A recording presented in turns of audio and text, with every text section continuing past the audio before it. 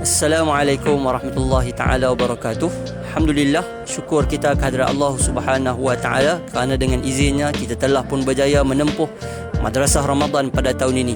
Marilah kita sama-sama terus kekalkan momentum ketakwaan yang telah kita bina sepanjang bulan Ramadan yang mulia ini, walau di mana jua kita berada, kerana hakikatnya itulah sebenar-benar kemenangan bagi kita. Dan kini kita melangkah dengan penuh kesyukuran menyambut kemenangan di dalam bulan Syawal yang mulia.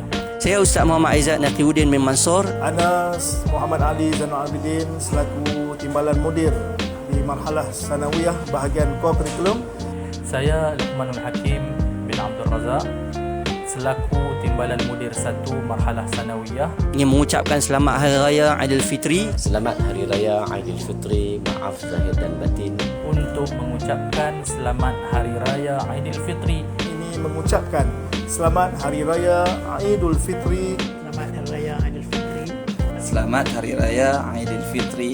Kami ingin mengucapkan selamat Hari Raya Aidilfitri Untuk mengucapkan kepada seluruh keluarga, sahabat handai, Para pelajar serta pendidik-pendidik yang berada di mana-mana pun. Kepada seluruh keluarga, sahabat handal, para pelajar serta semua para pendidik di mana saja yang anda berada. Kulla amin wa antum bi khairin. Kulla amin wa antum bi alfi khair. minal a'idin wal faidin. Mohon maaf lahir dan batin. Taqabbalallahu minna wa minkum salihul a'mal. Taqabbalallahu minna wa minkum. Taqabbalallahu minkum salihal a'mal. taqabbalallahu minna wa minkum.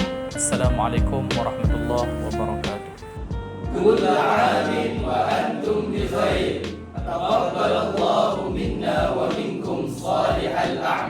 Kami mengucapkan Selamat Hari Raya Aidilfitri. Maaf zahir dan batin.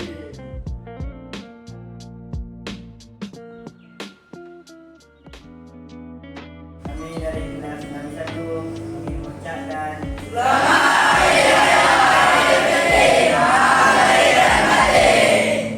Kami dari kelas 62 ingin mengucapkan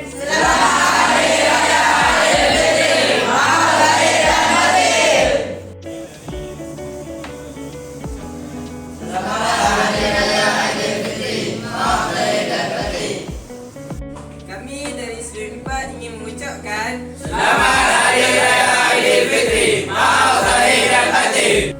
Kami dari kelas 95 ingin mengucapkan Selamat Hari Raya Aidilfitri. Maaf zahir dan batin. Assalamualaikum warahmatullahi wabarakatuh. Kami dari kelas 66 ingin mengucapkan